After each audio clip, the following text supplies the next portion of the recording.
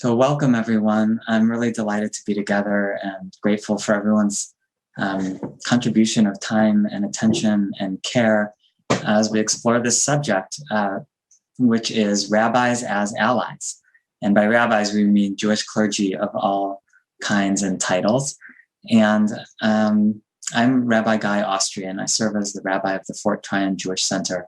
And I'm going to serve as a kind of a bit of a facilitator, moderator for at least the opening of this panel. And just want to start by giving you a sense of what this session is about and how we're going to structure the session. So we have a panel of 4 Jewish clergy, and we're going to each share at the outset a little bit about the work that we do, the context that we work in, and some story or content about how we have tried with varying degrees of success to serve as clergy allies to trans people and queer and non-binary people in our communities. We are a mix of cisgender and transgender clergy on this panel, and we'll introduce ourselves as such and share with you also the context that we work in. So some of us are in a school, some of us in congregation or organizational life, and multiple settings that we'll talk about. We'll then have a second go around of the panel just to go a little bit deeper and share some of where we find the allyship to be challenging or ambiguous or confusing, or things that we're working our way through and learning that has been a challenge. And then we're going to open up to participants here to hear from you. And those could be in the form of questions that we can try to address. But we're also really open and interested to hear from you all, your responses to things that we've said. So it doesn't have to be a question disguised as a comment. That's on many panels. You can actually just comment. And we're also interested in hearing your stories or things that you might want to share about ways in which clergy have tried or succeeded or failed, or some mix of those things, in being an ally to you or to people you care about. And then we'll try to wrap up with some distillation of learnings or principles or ideals and dreams for this work. So with that, I'm going to turn it over to our first panelist, which is going to be Rabbi Megan Doherty.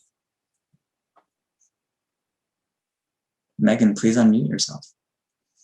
You'd think after a year I would know that I would be better at this, and apparently I am not. So hi, thank you, Guy. I am Rabbi Megan Doherty. I use she and her pronouns. I'm a cis woman, and I am the director of Hillel and Jewish campus life at Oberlin College in Ohio.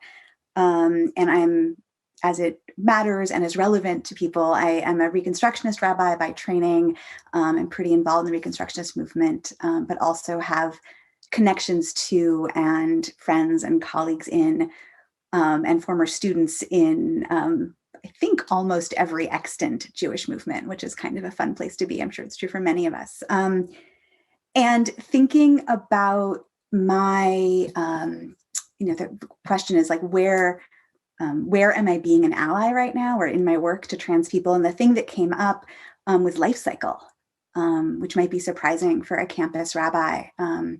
But pretty much at least every year that I'm on campus, I'm working with probably 1 or 2 students who are in the process of becoming Jews. And at least in my time at Oberlin, a remarkably high percentage of those students have been trans, and either one trans man and a couple of non-binary people, and the process of really thinking through with them, both in the learning about Judaism and the Jewish community and taking on Jewish practices, and having the conversations I have with every conversion candidate about what does it mean to convert in college with our particular little crunchy college community, and what does the bigger Jewish world look like, and the ways in which you're going to be safe or not, or feel safe or not going into other Jewish spaces. Just thinking about the way those conversations are different for people who aren't cis, And for myself, then needing to do the work of really thinking about, where in fact in their home community will they be welcomed? Will they be celebrated? Will they be welcomed as a Jew and as in their full self? And also then the ritual moments, right? What does a mikveh for conversion look like? Or how can we make it a safer and more welcoming experience? Who's going to be the witness? How do we talk about that? How do we talk about, stripping down everything when that's not how some people's bodies work, or what feel comfortable being in ways that people feel comfortable being in their bodies. And so I don't know that I'm not perfect at it by any means, but it has been this ongoing series of conversations in my rabbinic life around how do we adapt Jewish ritual and Jewish kind of the foundational pieces of how we become Jewish to, people, to the trans community and to trans Jews and people want to be Jewish. That's me. Thank you. We'll pass the mic over to Maharat, Rori, Picker, Neiss or Neiss? Neiss, thank you. Thank you. And Moadim L'Simcha. I hope everyone's enjoying a wonderful Passover. So my name is Rori Picker Neiss. I use she, her pronouns. I am cisgender. I work as the executive director of the Jewish Community Relations Council in St. Louis, Missouri. And so most of my work has to do with connecting our Jewish community to building relationships with other communities and then advocating together on issues that are important to our Jewish community and important to the wider region.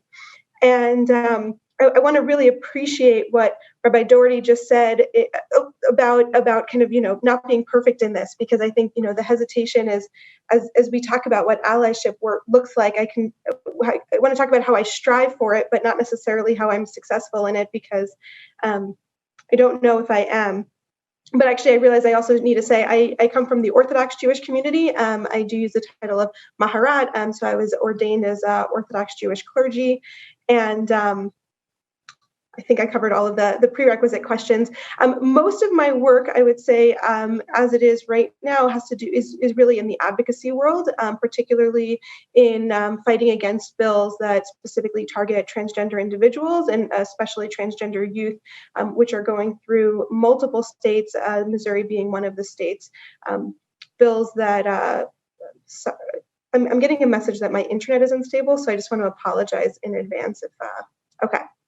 I'm away at camp right now.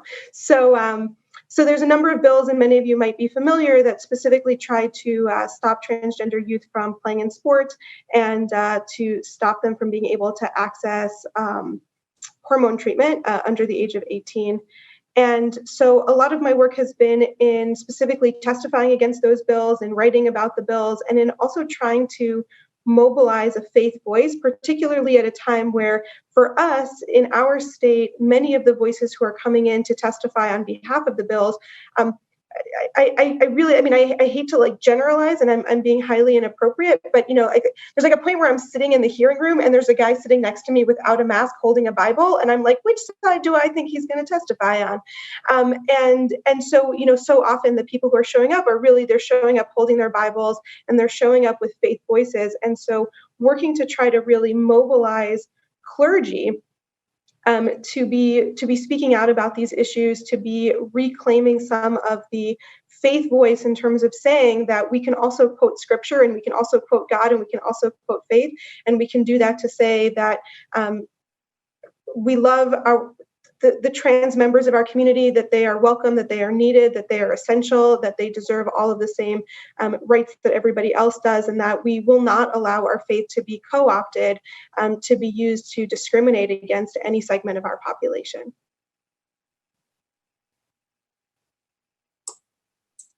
Thank you. It's great to hear about such a different context from campus to the Missouri State Legislature. And now I'll turn it over to Rabbi Becky Silverstein. Hey everyone, good to be with you this afternoon. Good to be with three of my colleagues and friends chatting about being allies To trans folks, my name is Rabbi Becky Silverstein. My name is Becky Silverstein. Rabbi just gets appended to it. I use he, him, his pronouns and identify as a trans guy, genderqueer, non-binary, transmasculine, depending on the day and the audience. Feel free to Google any of those terms to find out what they mean, or we can talk more offline. I was ordained at Hebrew College. I've worked in a conservative synagogue and have spent a lot, was the first trans rabbi hired to work at a conservative, first known out trans rabbi to be hired at a conservative synagogue, and have been working with organizations like Keshet, in particular for over a decade on their youth work, and now work closely with Sfara as a Sfara fellow. Today we launched the Trans Halacha Project, a project that seeks to curate the trans ritual that is out there that's been written by and for trans folks, to identify gaps in our halachic literature and understandings, and to maybe fill those gaps, which is both exciting and overwhelming and intimidating and so necessary. I also spend time doing my own teaching under the heading Bein Kodesh L'Chol. Most of that is Talmud to queer and trans adults, creating spaces where trans Jews can feel wholeness and joy alongside Jewish learning. Yeah. There we go. Okay. You were frozen for a minute. So great. Alongside trans people, wholeness, joy alongside Jewish learning. And I have a robust pastoral care practice that involves almost exclusively trans folks, the majority of them between the ages of 16 and 26. So that's the context that I come to this work in. And I'll share just a few ways in which I try to be an ally to other trans Jews. First, by being present with them, by hearing their journeys and being able to share my own journey in ways that are boundaried, but also connective. Second, by being a rabbi and leveraging that network of colleagues for folks. So there have been several occasions where trans folks have reached out to me and said, I'm going to my cousin's shul for a bar bat mitzvah or a b'nai mitzvah, and I'm not sure how I'm going to be received, where I can reach out to that rabbi or reach out to a cisgender rabbi and ask them to reach out and to make sure that that person will be welcomed appropriately and with joy. I spend a good amount of time, like Rabbi Doherty, talking through conversion with trans folks and actually being present in those rituals. So last summer I did Hatzafat Dam Brit, the ritual of taking a drop of blood that usually happens from the head of a penis. Did that with 5 trans men last summer, and also serve frequently when the mikveh is open, which it is here now in Boston, although I haven't been there yet. As a mikveh guide for trans folks who are in the process of converting. So I feel like a lot of my work as an ally is just showing up in the fullness of who I am, and uplifting the fact that our experience can be that we can live lives of kedusha, of holiness, and of dignity. With all of that, I'm going to pass it back to Rabbi Austrian. Thank you. I love the kind of breadth of rabbinic work that the panelists are doing, and also know that it actually is only a fraction of what's out there. There are people working in day schools and camps and many other settings. I work in a congregation. I was ordained as a rabbi at JTS. I'm a conservative rabbi, and I serve the Fort Tryon Jewish Center, which is an independent, traditional, egalitarian congregation. I'm a cisgender man and have been blessed to be in a congregation where queer people have kind of built a strong queer community within the congregation, which is still majority heteronormative. And it's been great. And a lot of my allyship has been staying out of the way and allowing the queer folks, whether they're trans or non-binary or otherwise, to build community through word of mouth and trying to support and affirm and celebrate where I can and where I'm invited, and sometimes on my own initiative.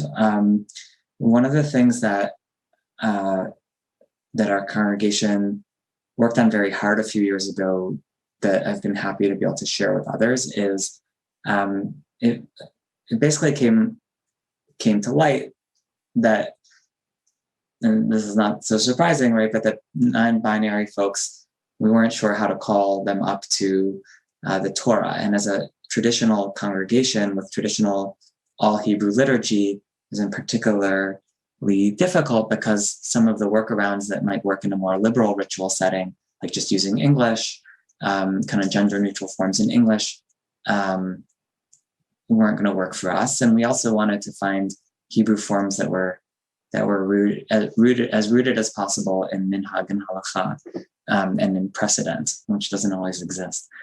And so our ritual committee, including some non-binary people in the congregation, worked on figuring this out and came up with ways of calling non-binary people up to the Torah and for Hagba and Glila. Also, we do Kohen and Levi Aliyah, so we had to find ways to do that. We do an individual Mishaberach. So how do we give the whole Mishaberach text in Hebrew in a non-gendered way or in a third gendered way? And it was just a very fascinating project that's generated some interest, and I'm glad that we've been able to share it mostly with other conservative congregations, because those are the rabbis who know me and reach out to me most often and are in a similar, I guess, ritual paradigm. But I would say that one thing we learned from it that I wanted to share is we had a big question. There was a key philosophical question along the way of developing this, which was, are we going to call everyone up the same way or create a third way to do it? And it was a big question for a couple of reasons. And like one was that, so people, cisgender men and women along the process expressed that they were totally thrilled to have a respectful and appropriate way to call up non-binary people, but they still wanted to be called up as men and as women. And for some people in the process, that was kind of like, well, why are you so attached to that? But at the same time, there was a respect for that of like, well, this is your gender that you've had all your life, and this is how you've been called all your life. And people say, well, are you going to call everybody up as me bait, your parents' names? And no, you get to stay Ben or Bat if that's how you call yourself. And that was important to people. And so we ended up realizing was that for us, at least, the project of being allies to trans and in particular, in this case, to non-binary people, was about lifting up the diversity of gender and celebrating that, rather than sort of trying to flatten gender and pretend that we all, can use the same words. So that was important learning. I could see it going differently also, and there are good reasons for in other contexts for a universal or uniform language, but that was a key part of our story. So with that, thank you to the panelists, and we're going to go one time more back through the panel and just ask each member of the panel to go a little deeper and just share like where it's been challenging or where it's been ambiguous and where the learning edges are. So Rabbi Doherty? Yeah, I am just so awed by my colleagues on this panel and the work that y'all are doing and the care and commitment you have. So thank you. Thinking about challenges, what Rabbi Silverstein said about teaching text to trans folk and giving space to feel wholeness and joy and Judaism at the same time, that's up for me. And thinking I'm doing this year on Zoom, much of my rabbinic work has been, and on campus has been teaching kind of cohort-based learning opportunities in Jewish text. And one of them this semester is Sex, Love, and Romance. Yay, because college students. And it's the best. But I had this experience like 4 weeks in where I was like, oh, like we need to flip the order. And like, I think in the curriculum I was using, there's 1 week on queerness and there was nothing on, and it was all sexuality and no gender. And I was like, okay, this is not like, this doesn't work. And so we did a week, we retooled the curriculum, but a thing that I sit with a lot, and it's funny, right? Because I'm a lesbian and like I've, been an out lesbian since the 90s, and I've done I'm continually doing the work of, reconcile, or of engaging Torah writ large with my full identity. So that's not new to me, but I've been feeling more and more the sort of hyper awareness of the cis heteropatriarchy of our tradition, and the way that it is so deeply binary and so deeply gendered on, so many levels. And that I'm feeling actively this tension between, I really believe that there is so much meaning and beauty to be found in Torah and Talmud, right? In, even in Jewish mysticism, like there's so much there that's rich and applicable and is accessible, like to everyone, like is there for us all, like it's all of our inheritance.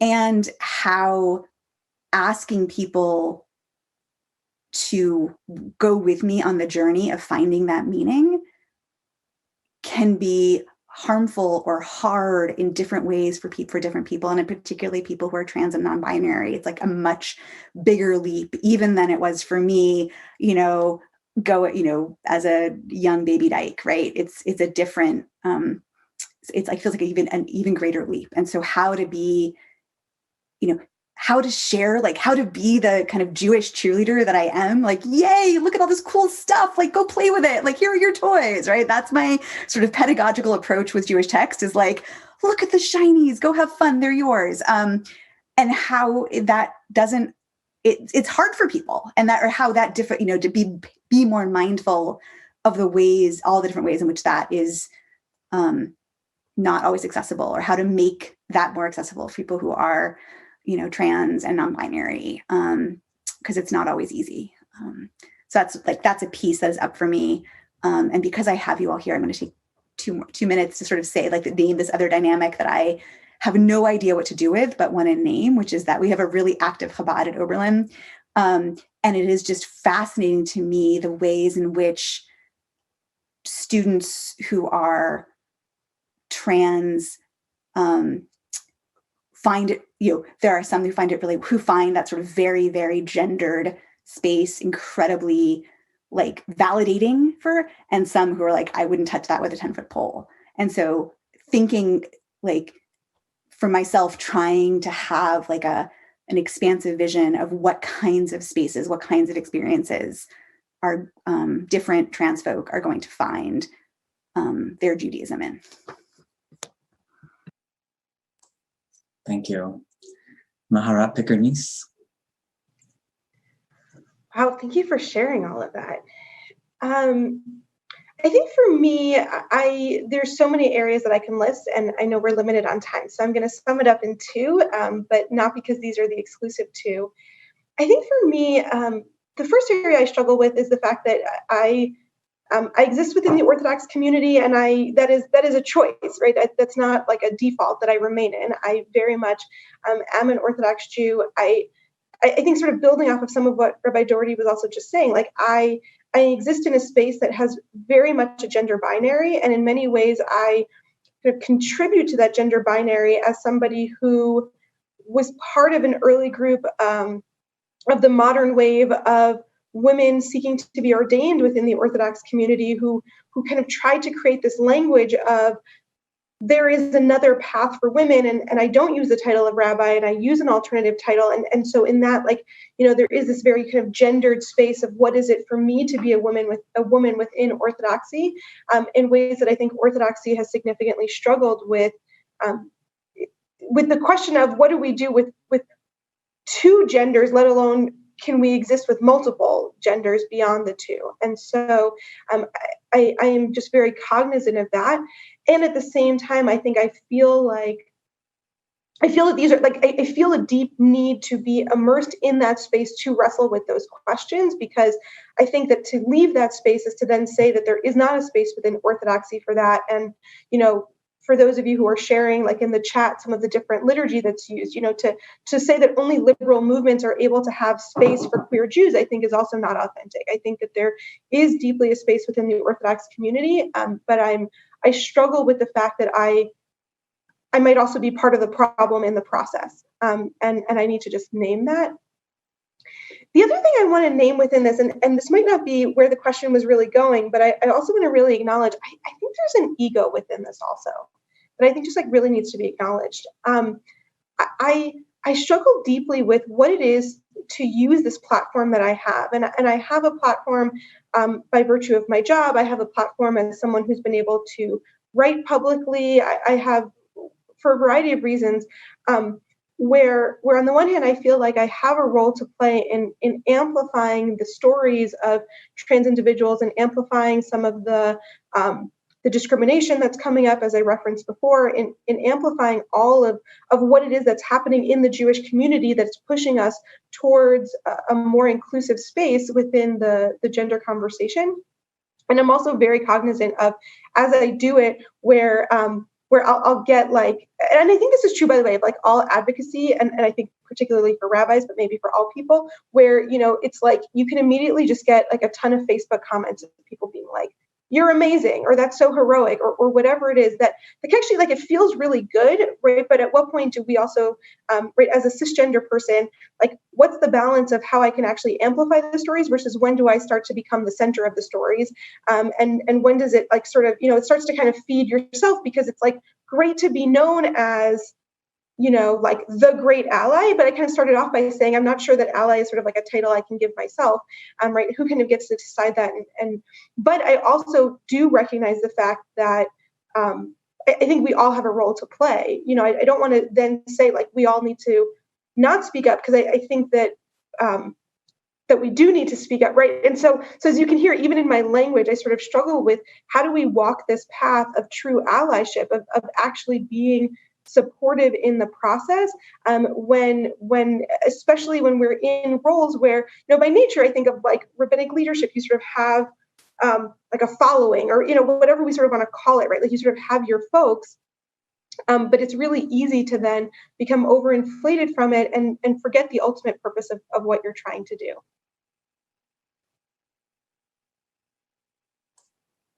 Thank you so much, Rabbi Silverstein.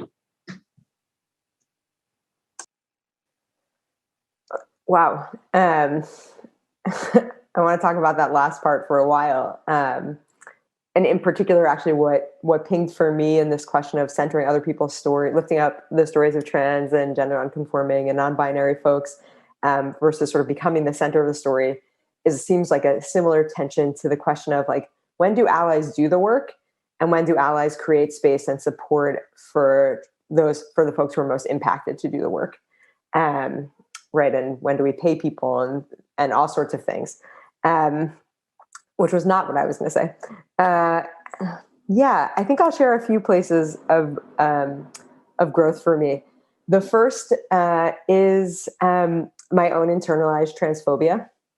That's a growing edge and a thing that I work to confront. I don't know, not consciously every day, but probably unconsciously every day. From in the work that I do, and in particular, this was a question when I was working in a shul setting, where I really did wonder: am I talking about trans stuff too much? Am I talking about being queer too often? Is it undermining my credibility? I have released myself, given myself permission to let go of a lot of that, but it still comes up in the work that I'm doing, just like in my own internal dialogue. But also, what are the ways in which it comes up when I'm interfacing with other trans folks? Is something that I'm aware of. Similarly, when we open community up to folks of a variety of genders, we also open community up, just like all of our communities, to folks of a variety of racial and ethnic backgrounds, to folks of a variety of abilities, and folks of a variety of class backgrounds, So for me, a growing edge is unpacking all of the internalized ableism and racism and classism that I have, and thinking about the ways it impacts my supporting trans folks, and all the Jews that I come into contact with, right? Creating a space that is as broadly liberatory as possible, which is difficult. I'll say also a growing edge for me is sometimes just listening and creating space for the harm that people have experienced in our tradition, and holding that. What are the ways in which I'm making sure my support system is adequate? Because not every person who I interact with wants me to call their rabbi or do something about it, right? Sometimes being a pastoral presence is about listening and supporting and holding. And, sometimes I get off a call and just want to cry or punch a wall, or call all of our legislators. More frequently, the latter is one that actually happens. And then I'll say one more thing, which is a growing edge for me, which is a thing that I'm curious to hear more from y'all about, which is I have experienced the work that happened at Fort Tryon around Aliyot as like a tremendous act of allyship and support, and a way in which that is like just that work happening felt supportive of me being in the world. And Rori is a friend and an ally and someone who I text with often. And also I have my circle of trans and gender nonconforming and non-binary rabbi colleagues who sometimes I talk to frequently and sometimes I don't. But also I'm wondering, in professional spaces or in informal spaces, how are our cis colleagues acting as allies towards us, or how can they be supporting our experience in ways that are less focused on our various constituents and more focused on the ways in which all of us, the ways in which at least this trans chevra, this trans group might experience harm. And I asked that question too, as a group of all white people, like, how are we creating space for folks of color and Black folks in our communities, which was not the focus of this panel, but would be remiss, right, to be talking about uplifting trans liberation without and gender justice without uplifting the merit, particularly, in this moment of Moed, this season, without uplifting the liberation of many, many other people who aren't, and identities that aren't represented here, which I don't mean as a fault, but just mean as a statement of fact. Thanks. Really appreciating all of you, our panelists, for the candor and vulnerability and challenging questions. So I'll share a couple of my challenges, and then we'll move to hearing from other folks in the room. So one is just the challenge of being in a ritually traditional space and holding as a value the slowness of like the evolution of minhag, when it feels like the cutting edge around queer issues moves pretty quickly. So even like our write-up, which I linked to, that was written in like 2017, says over and over gender nonconforming, and like GNC in 2017, like GNC was like a big acronym that folks in our community were using, and like as soon as we published it, somehow the preferred term became non-binary. At least that's how I was experiencing it with the people I was in dialogue with. And so like I look at our write-up and it's like already feels dated, and that's like an English thing, but also in terms of Jewish ritual, it's like, well, since we did that thing, the non-binary Hebrew project has come out with this kind of invented like third gender Hebrew. So where our choices were to elide gender in creating a gender neutral form, now there's like a third grammatical option. And, sort of like, how do you, I feel challenged about like whether and how I want to engage with that new grammatical form. To what extent is it continuous or discontinuous with traditional forms? And I just like don't have the answer there. But know that I have this value of like the slow evolution of minhag, and that's in tension with what people need. Thank you for those links. The other challenge that I've faced in trying to learn how to be an ally is the tension between nothing about us without us, and we shouldn't always have to do the work.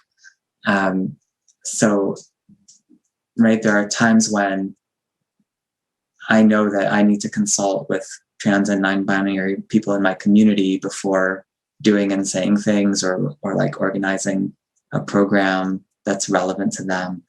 And, you know, I want to reach out and consult and ask for input or invite people to participate in the thing that we're doing, right? To have the voice, to have the leadership. And sometimes that's requested and demanded. And then there are other times when it's like, well, you know, Rabbi, I don't have the capacity for this. And like, actually your role as an ally is to do this. Just do it. and like you actually know what needs to be done. And like, it shouldn't have to draw on our exhausted energy all the time. And so sometimes I've experienced that as like, well, either way, I'm going to mess up, because if I consult with people, they're going to be like, why are you bothering us with this consultation? I don't know, the emotional labor to talk to you about this. And if I don't consult with people, then it's like, well, how did you go ahead and do this thing without talking to us? So what I've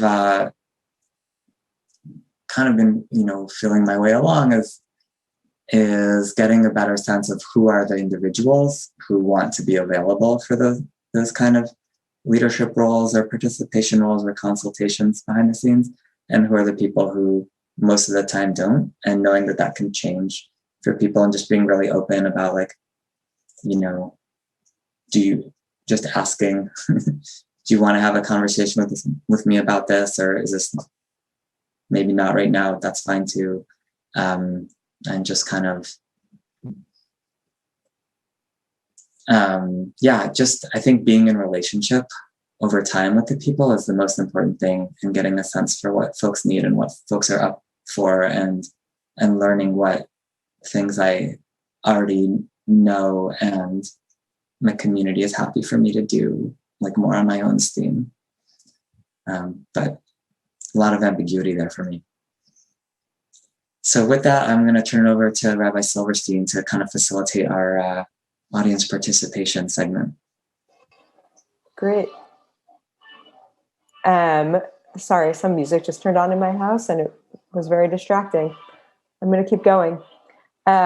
So we're curious to hear from those of you who are in this Zoom room with us. I know some of you are watching on live stream. What your responses are, what questions you might have for us, and what you'd like to bring into the conversation. And I'll invite you, if it's accessible, to put those things into the chat. And if it's not accessible, if the chat is not accessible for you, to unmute yourself and offer it out loud. And we'll sit with a few moments of silence if needed.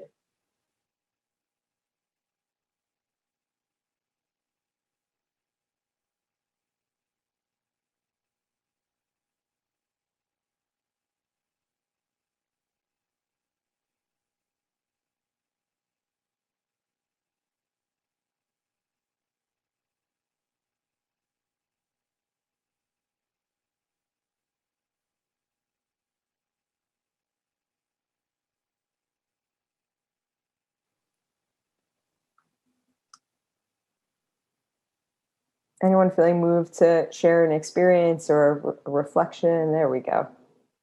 Mm-hmm. Yeah.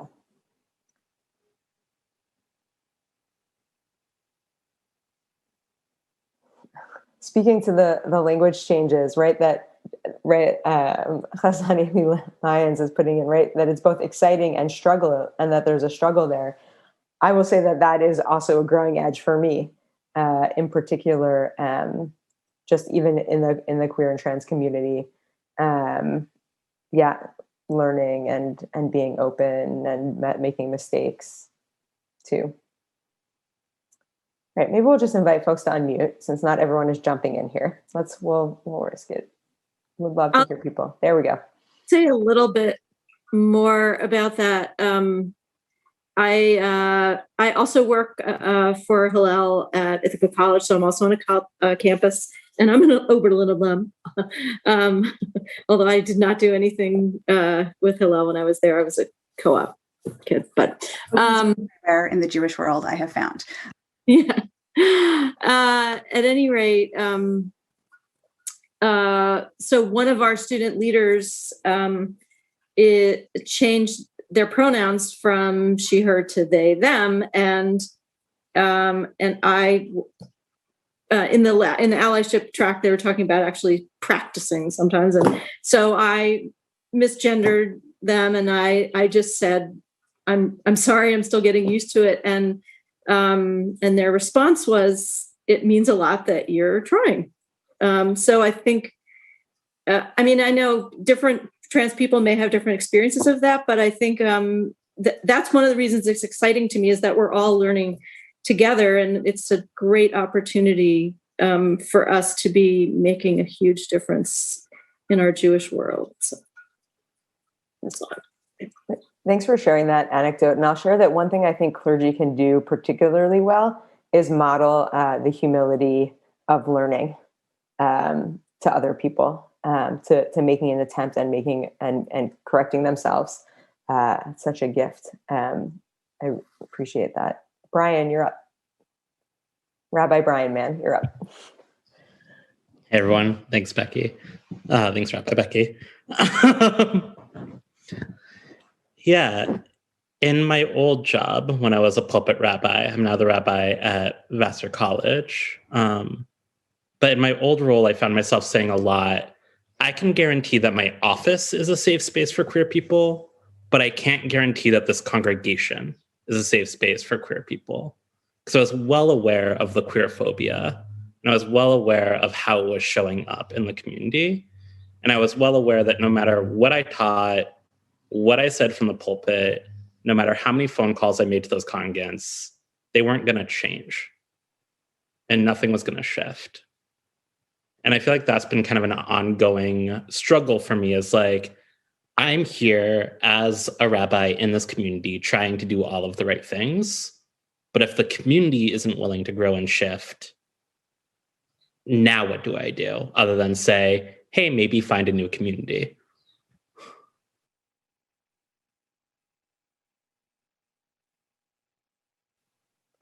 Would love to offer the opportunity for one of my colleagues to respond. I think there are probably many rabbis who are ahead of their communities or feel like they're pulling their communities in times vis-a-vis trans, the embracing of trans lives. I don't have an answer, Brian. I don't know if you thought that there would be like answers, but I love the question. Like, especially like, because on my campus, probably a lot like your campus now, right? There, or even when I was in a congregation, right? A very, lefty, progressive congregation. Like we as clergy, right? The limitations of our power are real. And in some ways it goes back to Rori's thing about ego, right? Like how much is actually in our control. And I think being direct about, but what your question, Ryan, I'm looking at the chat and seeing Rabbi Chaplin's post about differences, right? And highlighting differences instead of commonalities and the dangers there. And so, and this is like, I honestly don't know that if this is right, but I'm wondering if, as a rabbi in an office, the safe space for queer and trans people, or we hope it is, right? Saying like, you're here, like, what are the reasons you're here in this community?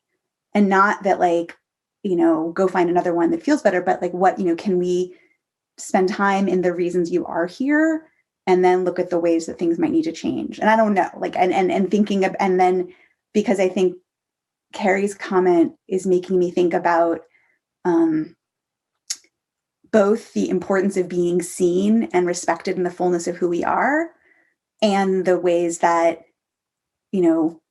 articulating every little difference or why I'm so unique is really dangerous in recovery, right? Because if my story is unique, then I don't have to do all these stupid things like that will actually get me better or what, And so I think there's something there. Like, and I don't have, I'm not articulate, I don't have the answer, but I think like there's something there in that tension or that productive growth between we as clergy, our job is to see everyone in front of us in the fullness of who they are and respect them in the fullness of all of those pieces of identity.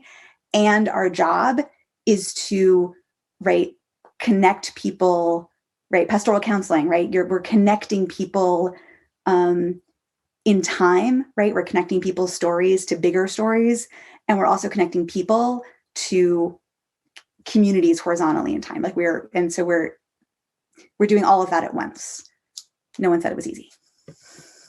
If I can also say jump something, I'm sorry. I'm not a panelist, so I don't want to No, jump. please Okay. do.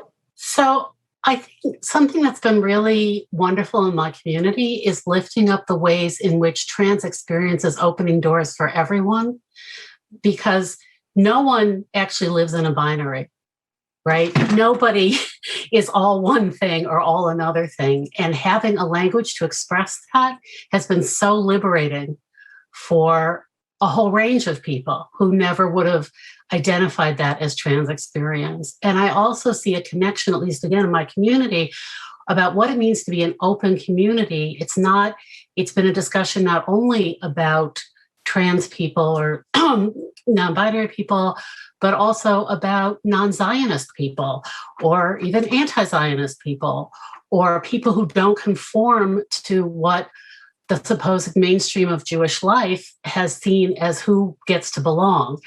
And I think, again, on every level, because all of us experience exclusion in some way, to have a conversation with that kind of frame, maybe I'm spoiled, maybe it's just this bizarrely wonderful community, but I feel like that has really been a way to open that door, and people have been enormously generous.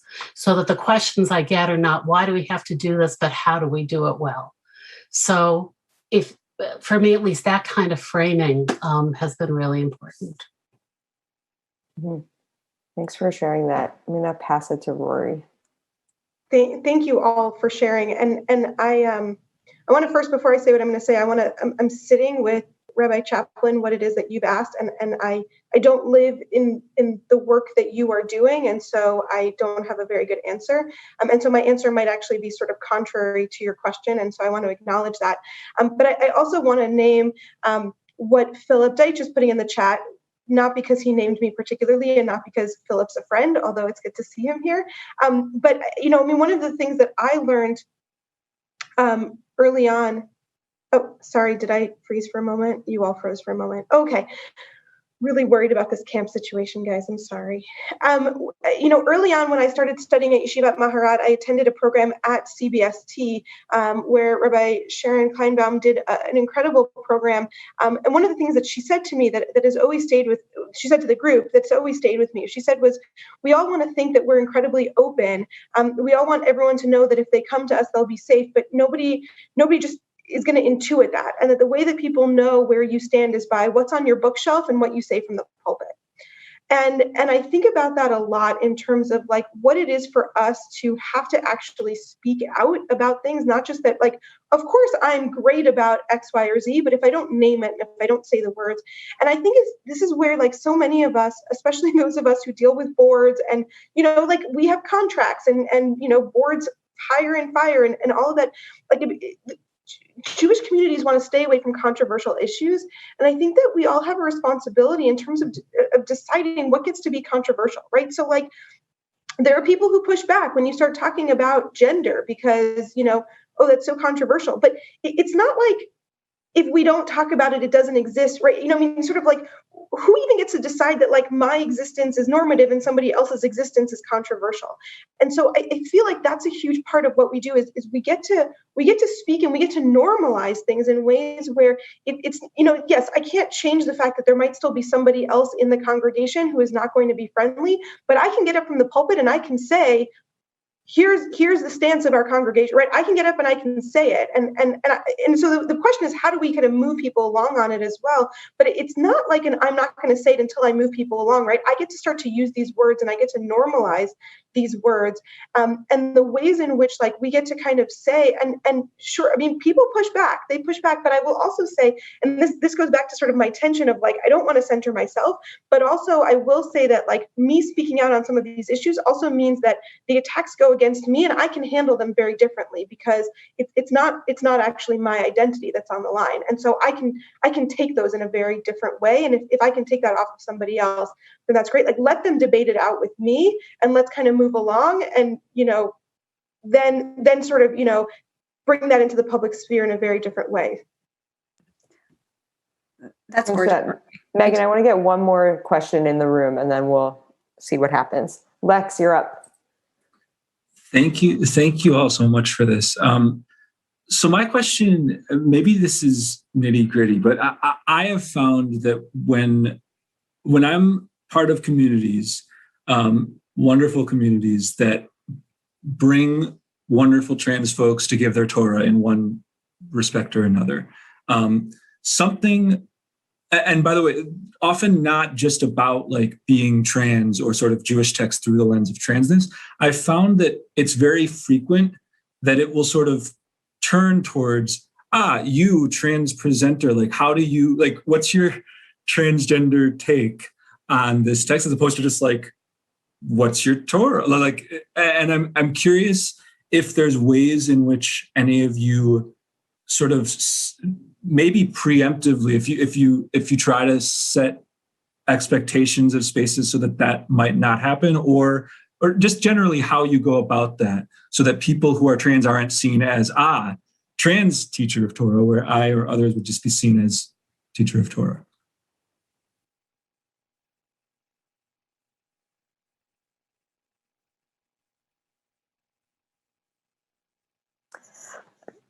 So I'll share that I was invited to speak at Temple Emmanuel in Newton, I don't know, a year and a half ago, 2 years ago, whatever it was. And it was the first time I was invited to speak where no one used the word trans about me at all, not in anything. And I should say no one. The committee said, we want to bring in more trans folks to teach Torah. But like, besides that, nothing said trans, no publicity, not in my introduction. And I'll share how frustrated I was when I went to write my Devar on Nitzavim, so it had to be maybe whatever, go, and came up with like a thing about inclusion and embracing folks. I was like, this was my moment not to be trans, and then was forced into it. But actually that absence of language, I think, was really helpful for me. Just to be like, all right, I'm just going to teach whatever it is I want to teach, and that will be enough. But yeah. Other people have thoughts? Megan, Rory, Guy? Yeah, I mean, it feels to me that's like in some ways it's a marketing issue, right? That a little bit, and I will speak really quickly. And also like a set, like the job of the organizer is to set the frame and expectations. And like, there's no controlling what people's curiosities are, but in moderated spaces, like this is, I'm a big believer in moderated and highly facilitated discussions. And so using that sort of ability to create and foster the questions that are relevant and the conversation that you want to see happen.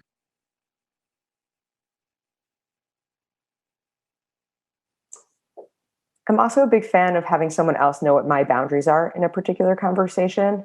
And so like, I have been in situations where where whoever invited me has like given it to me to teach and then do a Q&A, and has someone stepped in when someone asked a question about like my Jewish journey or something around, something about my gender, and has said like, actually, that's not, Rabbi Silverstein can answer some other questions. That's not a priority for today. Or I forget what language they used, but really stepped in and cut it off. We have 5 minutes left, so I'm going to step in and cut off some conversation. It's what I do best, awkward transitions. And I want to, I'm going to take a little leeway. I want to ask each of the four of us to think of not a closing statement, but just a question. What's the thing you want to say out loud to a group of folks who are working in, or not working, but folks in Jewish communal settings as congregants or constituents or as clergy? about how we can be allies. What's a question or a statement? We'll get 30 seconds each, maybe 45 if I stop talking. And we'll go in reverse order, which means our friend from the Heights is first. Thanks. I loved hearing everyone's comments, and want to call attention to Naomi Walensky's last chat in the chat window. I think is really relevant.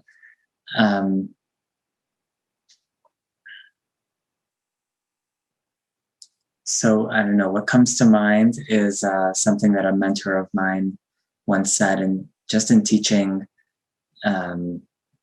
rabbinical students how to be good community rabbis for all people.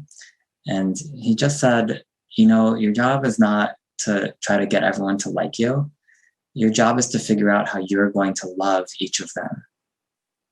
The rest flows from that.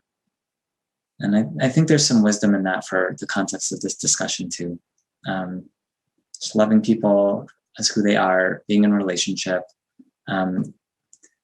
connecting them to tradition and community in ways that they want to be connected, whether that's as a spokesperson or not, or